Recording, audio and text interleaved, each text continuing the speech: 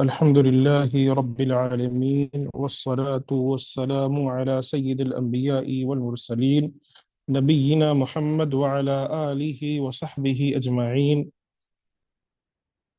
أما بعد، باب ما جاء في طلاق المعتوه،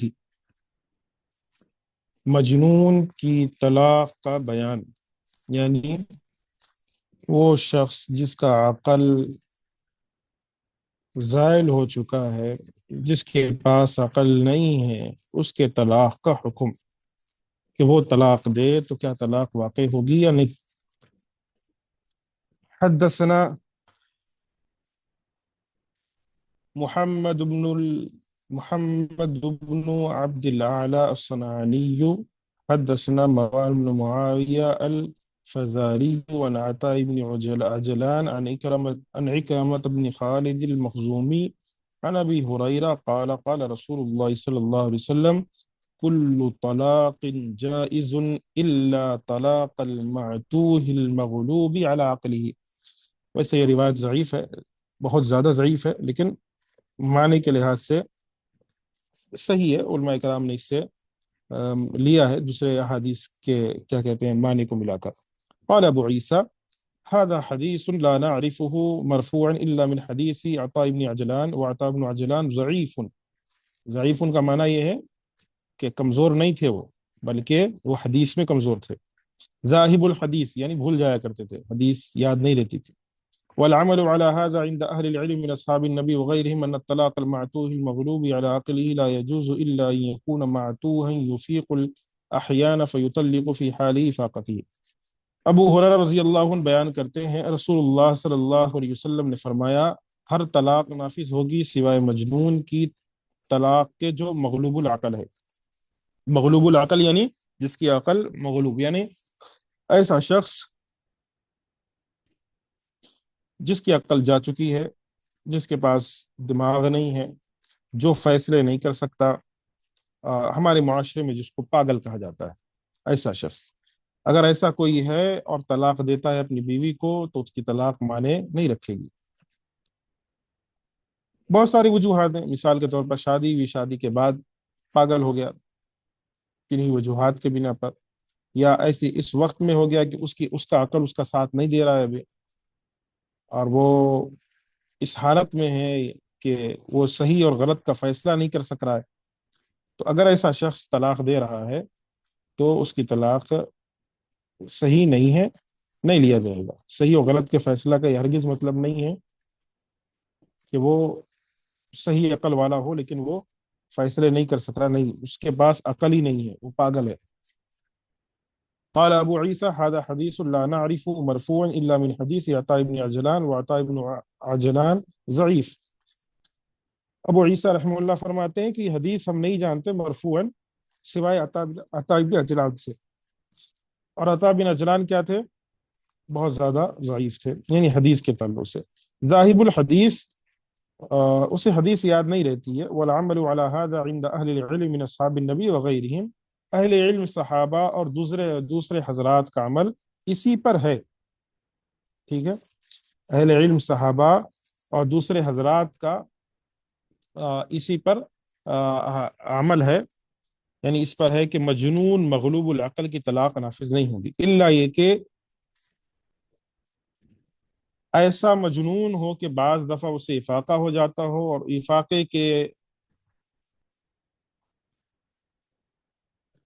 افاقے کی وجہ سے، یعنی افاقے کی حالت میں وہ طلاق دے تو نافذ ہوگی، ٹھیک ہے۔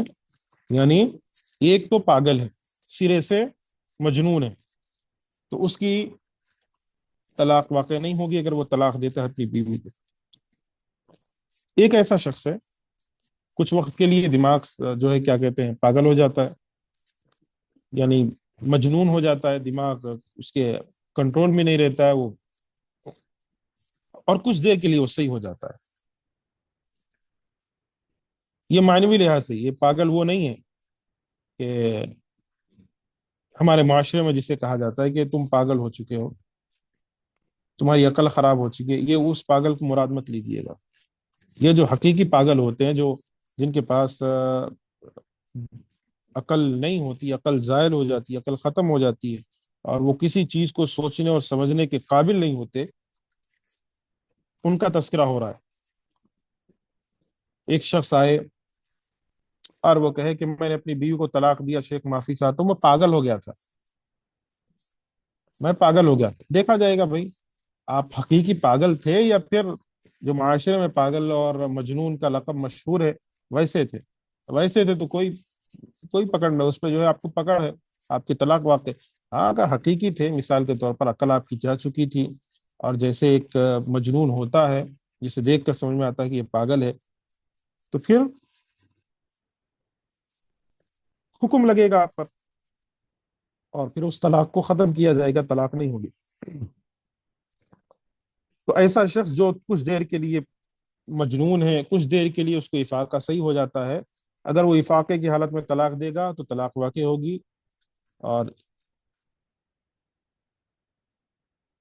اور اگر افاقے کی حالت میں طلاق نہ دے بلکہ مجنون کی حالت میں طلاق دے تو طلاق واقع نہیں ہوگی۔ ایک انسان، فائد میں ذرا دیکھتے ہیں، ایک انسان خوش طبعی سے طلاق دیتا ہے تو وہ شعوری طور پر طلاق کا لفظ منہ پر لاتا ہے، اور اسے اس کے معنی اور مفہوم اور حکم کا بھی عمل ہے، یعنی علم ہے۔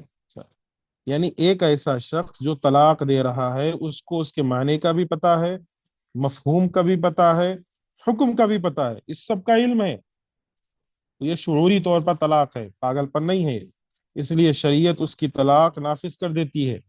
لیکن ایک مجنون اور بے ہوش آدمی جسے پتا ہی نہیں ہے کہ میرے منہ سے کیا نکل رہا ہے اور اس کے کیا معنی و مفہوم ہے یا اس کا کیا حکم ہے، یہی حکم بچے اور نشے میں دھت آدمی کی طلاق کا ہے۔ غور سے سنیے گا مسئلہ، یہی حکم بچے اور نشے میں دھت آدمی کے طلاق کا، میں نے اس سے پہلے نشے کے تعلق سے ذکر کیا تھا، کیونکہ انہیں اس کا شعور اور احساس ہی نہیں ہے، اس لیے ان کی طلاق نافذ نہیں ہوگی۔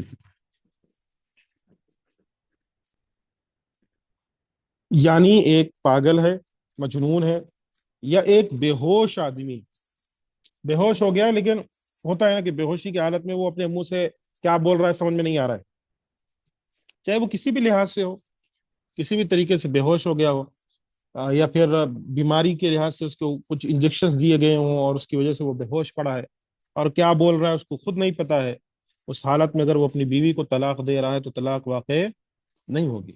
اسی طریقے سے ایک بچہ ہے، اس کی شادی ہو چکی ہے، کیونکہ اسلام میں جائز ہے شادی، اس کی شادی ہو چکی ہے، لیکن اگر وہ طلاق دے تو اس کے طلاق کا حکم نہیں لیا جائے گا، کیونکہ کم عقل ہے اور نشے میں دھت آدمی ہے، نشے میں بالکل جسے کہتے ہیں نشہ کر کے آیا ہوا ہے، شراب پی کر اور اس قسم کے جو ہے نشے آور اشیاء جو ہے لیا ہوا ہے، اور گھر آتا ہے غصے کی حالت میں، وہ کیا کہتے ہیں گھر آتا ہے اور اپنی بیوی کو دیکھ کر جو ہے وہ طلاق دیتا ہے، کیونکہ وہ نشے میں ہے تو اس کی طلاق کا کوئی حکم نہیں ہے۔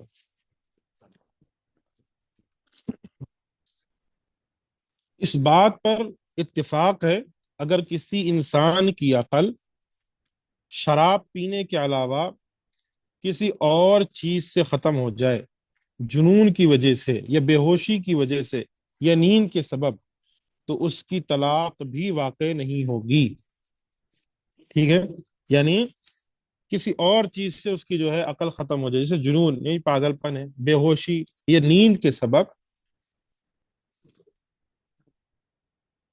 نیند کے سبب کا کیا معاملہ ہے؟ نیند کے سبب کا وہی معاملہ ہے کہ انسان جو ہے نیند میں بڑبڑا رہا ہے، طلاق واقع نہیں ہوتی ہے۔ سیدنا علی، عثمان، سعید بن مسیب، حسن، نخعی، شعبی، قتادہ، زہری، یحییٰ انصاری، مالک، ثوری، شافعی، اصحاب الرائے اور امام احمد کا یہی موقف ہے، یعنی ان کا بھی یہی موقف ہے کہ شراب کے علاوہ بھی اگر کسی چیز سے عقل زائل ہو رہی ہے تو طلاق واقع نہیں ہوتی، جیسے کچھ دوائیاں ہیں، انسان کھا لے وہ بے ہوشی میں چلا جاتا ہے، اسے ہوش و حواس نہیں رہتا ہے، نیند میں چلا جاتا ہے، اور بس منہ سے جو ہے کچھ بولتے رہتا ہے، اگر وہ ایسے بول رہا ہے تو کوئی اس کا جو ہے اس پر پکڑ نہیں ہے۔ اسی طریقے سے ڈاکٹر کے پاس ہے، اسے بے ہوش کر دیا گیا ہے، یا وہ نیند میں ہے، وہ بے ہوشی میں ہے، اور کئی دفعہ جو ہے تھوڑا بہت جب ہوش رہتا ہی نہیں، ہوش نہیں وہ بے ہوشی اسے مانا جائے، اور اس میں جو ہے وہ کچھ بولنے لگتا ہے، تو نہیں مانا جائے گا، اس کا کوئی عمل جو ہے اسلام میں نہیں لگے گا۔ بقول علامہ ابن قدامہ لا نعلم فیہ خلافا،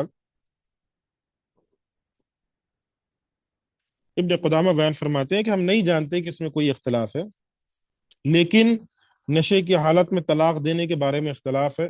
جلیل القدر اہل علم دونوں طرف گئے ہیں، تفصیل کے لیے کتاب دیکھ سکتے ہیں۔ یہ روایت مرفوعاً سخت ضعیف ہے، تاہم موقف درست ہے۔ جیسے میں نے ذکر کیا، روایت تو ضعیف جداً ہے، یعنی سخت ضعیف، بہت زیادہ ضعیف ہے، لیکن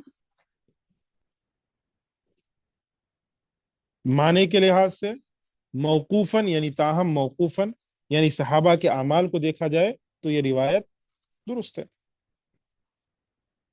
یہ روایت صحیح ہے، یعنی صحابہ کرام نے اس پر حکم دیا ہے، بتایا ہے۔ باب نزول قوله الطلاق مرتان،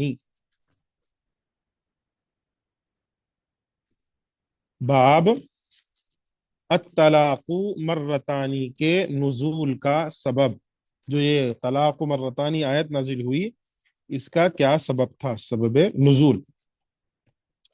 حدثنا قتيبة حدثنا يعلى بن شبيب عن هشام بن عروة عن أبيه عن عائشة قالت كان الناس والرجل يطلق امرأته ما شاء أن يطلقها، وهي امرأته إذا ارتجعها وهي في العدة، وإن طلقها 100 مرة أو أكثر، حتى قال رجل لامرأته والله لا أطلقك فتبينين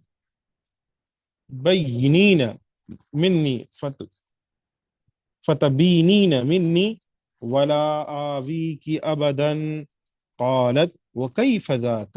قال أطلقك فكلما همت عدتك أن تنقضي راجعتك، فذهبت المرأة حتى دخلت على عائشة فأخبرتها، فسكتت عائشة حتى جاء النبي صلى الله عليه وسلم فأخبرته، فسكت النبي حتى نزل القرآن الطلاق مرتان فإمساك بمعروف أو تسريح بإحسان، قالت عائشة فاستأنف الناس الطلاق مستقبلا من كان طلق ومن لم يكن طلق۔ بہت پیاری حدیث ہے، واقعہ ذکر کیا گیا اس حدیث کے اندر ایک عورت کا، اور وجہ بتائی گئی ہے۔ میں نے جیسے شروع میں ذکر کیا، یہ طلاق اگر صحیح وقت پہ دیا جائے، صحیح طریقے سے، یہ اسلام کا ظلم نہیں، یہ عورت اور مرد کو عزت ملی ہے۔ اگر صحیح ٹائم پہ، اگر وجوہات کے بنا پر طلاق دیا جائے، بغیر وجہ کے تو نہیں، وجوہات کے بنا پر طلاق دیا جائے تو علیحدگی کا اللہ کے رسول، اللہ نے ایک راستہ اسلام میں رکھا ہے، دوسرے مذاہب کی طرح نہیں ہے کہ تم علیحدہ ہو ہی نہیں سکتے، یا کورٹ کے چکر کاٹو، یا پھر دوسرے مذاہب میں جو ہے طلاق کا جو گنجائش ہی نہیں رہتی ہے، بیٹی کو جو ہے ودا کرتے وقت سب کچھ دے کر بھیج دیتے ہیں، جسے آ، ہماری زبان میں اور ہندوستانی زبان میں کنیا دان کہا جاتا ہے۔ آج کل وہ معاملات دھیرے دھیرے حل، مطلب کم ہو رہے ہیں، لیکن اگر پرانا دور دیکھا جائے تو یہ کنیا دان کا معاملہ یہی تھا کہ بیٹی جاؤ، سب کچھ تمہارا وہاں ہے، اور تمہارا جو ہے یہاں پر کچھ نہیں ہے، تمہارا شوہر مر گئے، تم وہیں رہنا ہے۔ تو اسلام آیا تو اسلام طریقے بتلائے۔ اب یہ دیکھیے آپ، الطلاق مرتان کا سبب نزول ہے، ویسے روایت حسن ہے شواہد کے ساتھ۔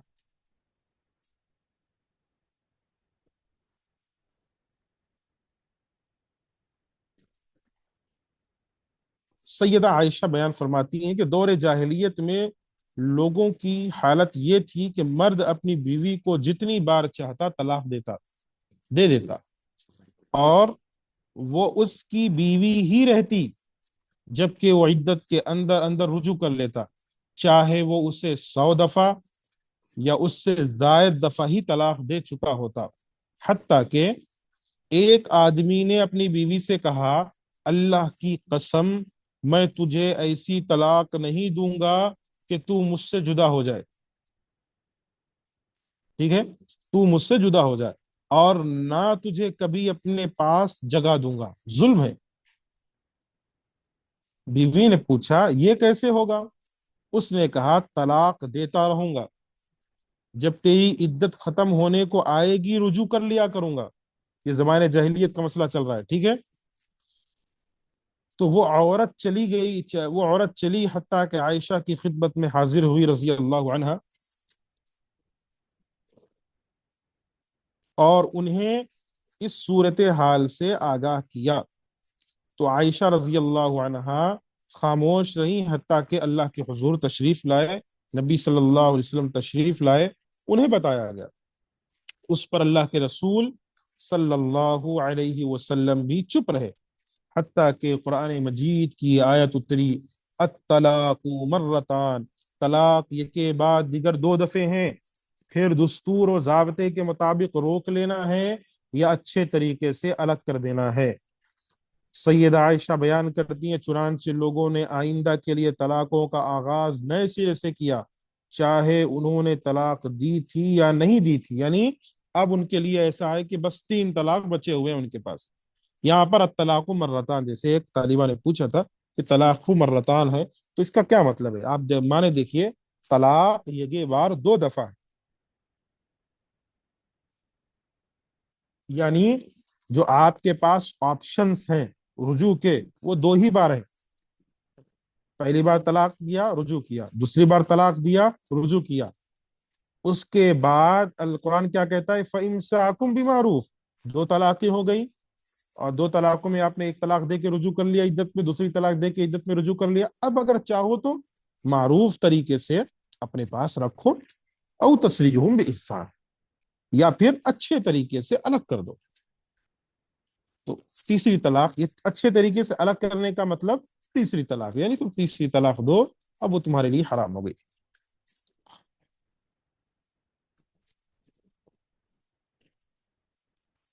حدثنا ابو كريب محمد بن العلاء حدثنا عبد الله بن ادريس عن هشام بن عروه عن ابيه نحو هذا الحديث بمعناه ولم يذكر فيه عن عائشه، قال ابو عيسى وهذا اصح من حديث يعلى بن شبيب۔ ابو قریب محمد بن العلاء کی سند سے سیدنا عروہ سے مذکور بالا کے ہم معنی مروی ہیں، وہ اس سے سیدہ عائشہ کی طرف منسوب نہیں کرتے۔ امام ابو عیسیٰ فرماتے ہیں یہ ہے، یہی دوسری روایت پہلی روایت یعنی یعلا بن شبیب والی سے صحیح تر ہے، یعنی کہنے کا مطلب یہ ہے کہ حدیث سارے شواہد ملا کر، ساری چیزیں دیکھ کر، دوسری حدیث دیکھ کر صحت کے درجے، حسن کے درجے کو پہنچ جاتی۔ فوائد میں ذرا دیکھتے ہیں، مفصل طریقے سے سمجھایا گیا۔ جاہلیت کے دور میں بھی طلاق اور رجوع کا طریقہ رائج تھا، لیکن اس میں طلاق کی کوئی حد نہیں تھی کہ اس کے بعد رجوع نہ ہو سکے۔ شوہر جتنی بار چاہتا طلاق دیتا رہتا اور عدت گزارنے سے پہلے رجوع کر لیتا تو عورت اس کی بیوی ہی شمار ہوتی۔ آپ دیکھیے، اللہ اکبر، یعنی کیسے عورت کا جو ہے کھلواڑ بنا کے رکھ دیا گیا تھا۔ یعنی عدت گزر رہی ہے، 100 بار طلاق دے رہا ہے، وہ عدت میں رکھ رہا ہے اور رجوع کر رہا ہے، پھر طلاق دے رہا ہے، پھر جیسے اس نے کہا نا کہ میں تجھے اپنے پاس بھی نہیں رکھوں گا اور تجھے میں جانے بھی نہیں دوں گا۔ اس کا کیا مطلب ہے کہ عدت کے اندر رجوع کرے گا پھر طلاق دے دے گا، پھر رجوع کرے گا پھر طلاق دے دے گا۔ یہ ظلم ہے عورت پر۔ اور آج جو لوگ کہتے ہیں کہ یہ طلاق جو ہے اسلام کا ایک بہت بڑا ظلم ہے، یہ ظلم ہے۔ جہاں عورتوں کو آزادی دی، جہاں عورتوں کو جو ہے اسلام نے ایک طریقہ دیا کہ بھائی تم آپ آزاد ہو، تم جا سکتی ہو، تو یہاں ذکر کیا گیا ہے۔ لیکن شریعت اسلامیہ میں طلاق کی حد بندی کر دی گئی۔ شاہ ولی اللہ فرماتے ہیں، شاہ ولی اللہ محدث دہلوی رحمہ اللہ، طلاقوں کی کثرت اور اسے معمولی سمجھ کر اس کے متعلق بے پرواہی اختیار کرنا بہت سی خرابیوں کا سبب ہے، کیونکہ بہت سے لوگ صرف شہوت پرست ہوتے ہیں. تدبیر منزل، خانہ آبادی، معاشرتی امور میں تعاون اور عفت و عصمت کا تحفظ ان کا مقصود ہی نہیں ہوتا. یعنی شہوت پرست ہیں، اپنی شہوت پوری کی، بیوی کو چھوڑ دیا. ان کا مطمع نظر صرف مختلف عورتوں سے لذت اندوز ہونا ہوتا ہے. مختلف عورتوں کا ذائقہ چکھنا انہیں نکاح اور طلاق کی کثرت پر آمادہ کرتا ہے. ان لوگوں اور زناکاروں میں نفس پرستی اور لذت اندوزی کے لحاظ سے کوئی فرق نہیں ہوتا. یعنی یہ لوگ جو زنا کرتے ہیں اور جو لذت حاصل کرتے ہیں، ان میں اور یہ نکاح کرنے والوں میں کوئی فرق نہیں ہے. ان کا جو ہے معمول ہے، نکاح کرو طلاق دو، نکاح کرو طلاق دو، اس طریقے. اس لیے شریعت نے طلاق کا طریقہ بتلایا، اس کی حد بندی بھی کر دی. فرمایا جب تم عورتوں کو طلاق دے دو اور ان کی عدت پوری ہونے لگے تو پھر یا تو دستور صحیح طریقے کے مطابق انہیں اپنے پاس رکھ لو، یا اچھے طریقے سے انہیں الگ کر دو، اچھے طریقے سے الگ کر دو. یہ ہوتا ہے طلاق میں اسلام نے یہ طریقہ سکھلایا ہے. ہمارے پاس طلاق اچھے طریقے، ظاہر سی بات ہے طلاق میں اختلافات ہوتے ہیں، لیکن کوشش کریں کہ جب معاملات حل ہوں، جب معاملات علیحدگی پر آ رہے ہیں تو اچھے طریقے سے ہی ہوں. خون خرابہ، مار پیٹ، لڑائی جھگڑا، ایک دوسرے کا گریبان پکڑنا، اس کی ماں کو گالی، یہ اس کی ماں کو گالی، وہ اس کے باپ کو گالی، یہ اس کے باپ کو گالی. اللہ اکبر. یعنی اچھے طریقے سے الگ ہونے کے بجائے پہلے پوری کوشش کر دیتے ہیں، پوری کوشش، اس کے بعد پھر طلاق لے کر الگ ہو جاتے ہیں. تو لڑائی جھگڑے مار پیٹ تک نوبتیں آتی ہیں، یہاں تک کہ باپ کو مارا جاتا ہے، بھائی کو مارا جاتا ہے، بہنوں کو ستایا جاتا ہے. یہ سب نہیں ہے. طلاق دو، معاملات حل کر لو. اسی لیے اسلام نے طلاق کی اجازت دی ہے اچھے طریقے سے، اور انہیں نقصان، تکلیف، اذیت پہنچانے کے لیے نہ روکو کہ تم ان پر زیادتی کرو. یہ بھی ہوتا ہے لوگوں کو کہ میں طلاق نہیں دوں گا لیکن تو جا یہاں سے. کہتے ہیں لوگ بیوی کو اپنے پاس بھی نہیں رکھتے، میکے بھیج دیتے ہیں اور طلاق بھی نہیں دیتے.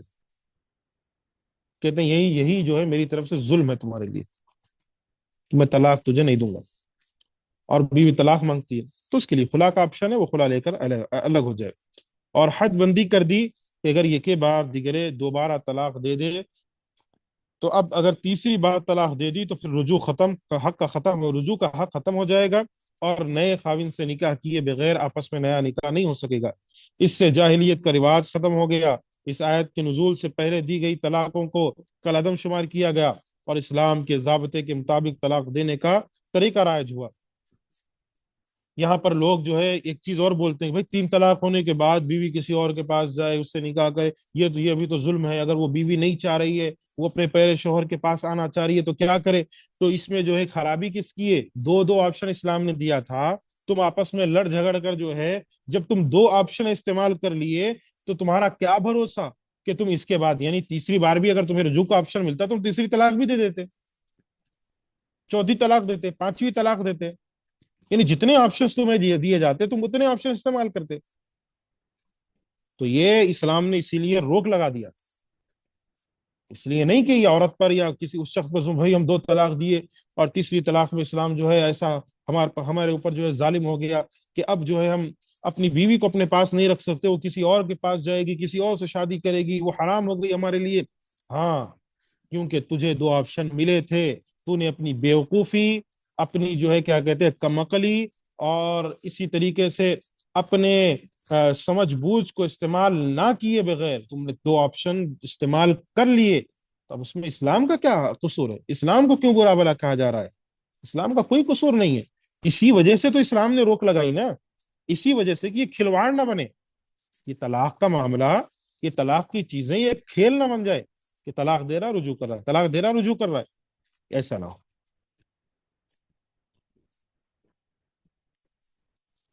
لوگوں کی عادت ہے، کئی لوگ ایسے ذکر کرتے ہیں کہ ہم جو ہے اپنی بیوی کو طلاق دیے، فون آتا ہے شیخ ہم اپنی بیوی سے رجوع کرنا چاہتے ہیں.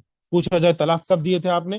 کہا پرسوں، 4 دن، 5 دن. یعنی کہنے کا مطلب یہ ہے کہ جب طلاق دیتے ہیں کچھ دنوں کے بعد جب اکیلا پن ان کو ستاتا ہے تب چاہتے ہیں کہ ہماری بیوی ہمارے پاس آ جائے، اب رجوع کرنا چاہتے ہیں.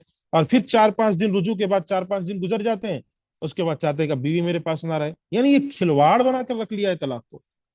اس کے بعد پھر لڑائی جھگڑے تھوڑا ہو جائے، پھر بیوی کو بھگانے کے پیچھے لگ جاتے ہیں، پھر کچھ دنوں کے بعد جب جو ہے شوق پیدا ہوتا ہے کہ بھائی بیوی واپس آ جائے۔ یہ رجوع، یہ طلاق جو کھلواڑ بنایا ہے، اسی کو اسلام نے روکا۔ بھائی آپ کے پاس دو آپشن ہیں، استعمال کرو نہ کرو، نہ کرو بہتر ہے۔ اگر کوئی استعمال کر رہا ہے صرف دو ہی آپشن ہے آپ کے پاس، اس کے علاوہ کوئی آپشن نہیں۔ اسی وجہ سے جب آیت نازل ہوئی، اور آیت نازل ہونے کے بعد جتنے لوگوں نے جو طلاقیں دی تھی وہ کل عدم ہو گئیں۔ اس کے بعد طلاق مرتان سے ایک نیا شریعت نے حکم نافذ کر دیا کہ بیک وقت 3 طلاقیں دینا اور انہیں فی الفور نافذ کر دینا منشاء الہی کے خلاف ہے۔ اس سے ہمیں یہ بھی پتہ چلتا ہے، دیکھیے کتاب میں لکھا ہوا ہے طلاق مرتان سے یہ بھی واضح ہوا کہ بیک وقت 3 طلاقیں دینا اور انہیں فی الفور نافذ کر دینا یہ منشاء الہی کے خلاف ہے، یعنی اللہ کے قانون کے خلاف ہے۔ بیک وقت 3 طلاق نہیں ہوتے، اس لیے اس طریقے سے مرد کو سوچنے سمجھنے کا موقع ہی نہیں ملتا، جبکہ اللہ کی منشا اس کو موقع دینا ہے۔ سمجھ میں آیا مسئلہ؟ اللہ جو 2 آپشنز دیا ہے یہ موقع ہے، یعنی پہلی طلاق جب دیتا ہے اس کو سوچنے سمجھنے کا موقع ملتا ہے کہ میں نے جب طلاق دی اب میرے لیے کیا معاملات ہو رہے ہیں، اب میں کیسے گزاروں گا، اس کے سوچنے۔ اس لیے ایک مجلس کی 3 طلاقوں کو ایک رجعی طلاق قرار دینا ہی اس آیت کی روح سے صحیح ہے، جیسا کہ بعض مفسرین نے اس کی وضاحت کی ہے۔ اس کی تفسیر ایک مجلس کی 3 طلاق نامی کتاب حافظ صلاح الدین یوسف صاحب کی ہے۔ ایک مجلس میں 3 طلاقیں اور اس کا شرعی حل، یہ دارالسلام سے چھپی ہوئی ہے، اس کو پڑھ سکتے، بہت پیاری کتاب ہے۔ یہ میرے خیال سے جو ہے آپ کو آن لائن بھی مل جائے گی، کسی کو اگر مطالعہ کرنا ہے تو ضرور مطالعہ کریں۔ حافظ صلاح الدین یوسف رحمہ اللہ بہت بڑے عالم تھے، وفات پا گئے، پاکستان کے عالم تھے۔ آپ نے بہت سی کتابیں لکھی ہیں الحمدللہ، آپ نے ان کا نام سنا ہوگا۔ انہی میں سے ایک یہ بھی ہے کہ ایک مجلس میں 3 طلاقیں، اور بہت علمی بحث انہوں نے کی۔ کسی کو اگر ایک مجلس کی 3 طلاقوں کے تعلق سے پورے مسائل جاننا ہے تو یہ کتاب وہ پڑھیں، انشاءاللہ سارے مسائل حل ہو جائیں گے۔ یہ کتاب آپ کو آن لائن مل جائے گی، kitabussunnah.com پہ مل جائیں، امید ہے آپ کو یہ کتاب وہاں مل جائے، یا ویسے ہی آپ گوگل کر لیں اور انہی کی کتاب لیں، حافظ صلاح الدین یوسف رحمہ اللہ کی۔ یہاں تک جو ہے مسائل تھے جو میں نے آپ کو سمجھائے، طلاق کا کیا طریقہ ہے، طلاق کیوں 2 رکھی گئی، طلاق کیوں 3 رکھا گیا، اور 2 میں رجوع، تیسرے میں حرام کا آپشن دیا، اور پھر طلاق کے اندر جو ہے یہ کیا ظلم ہے یہ نہیں ہے، یہ سارے مسائل میں نے آپ کو سمجھائے اور بتلائے ہیں۔ اسی طریقے سے انسان کو، ایک مسلمان کو اپنی زندگی گزارنا ہے۔ اس کے بعد جو مسئلہ ہے کہ حاملہ عورت جس کا خاوند فوت ہو گیا ہو، اس کے ہاں ولادت ہو تو اس کا کیا حکم ہے، یہ بھی بہت اہم مسئلہ ہے۔ جب آئے گا تو انشاءاللہ آپ کو سمجھایا جائے گا۔ اللہ سے دعا ہے جو باتیں بتائی گئیں اللہ تبارک و تعالی اس پر عمل کی، یعنی صحیح باتوں پر عمل کی توفیق عطا فرمائے، اور گناہ اور اسی طریقے سے برائیوں سے ہمارے دامن کو بچائے رکھے، آمین۔ السلام علیکم ورحمۃ اللہ وبرکاتہ۔